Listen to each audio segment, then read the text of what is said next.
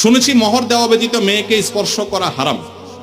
তাহলে যদি মেয়ের বাবা বা মেয়ের পরিবারের লোক এই পরিমাণ মোহর ধার্য করে যে ছেলের পক্ষে দেওয়া সম্ভব নয়, তাহলে এই অবস্থা ছেলের করণীয়? হ্যাঁ, বুঝছি আমি, প্রশ্ন কমন পায়ে পড়ে গেছে, এই তো। আচ্ছা শুনেন, যারা ঠিক ঠিক করছে এইসব হয় আবিয়াত্তা পুরুষ, আর না হলে বিয়ে করে বেচারা ফাইসা গেছে। শুনেন, ভালো করে শুনেন। প্রথম কথা হলো যে মোহর দেওয়া ছাড়া স্ত্রীকে স্পর্শ করা হারাম, এ কথা ভুল। প্রশ্নে যিনি লিখেছেন এটা সঠিক কোনো কথা না। মোহর ধার্য করলে সেটা দিতে হবে বাধ্য।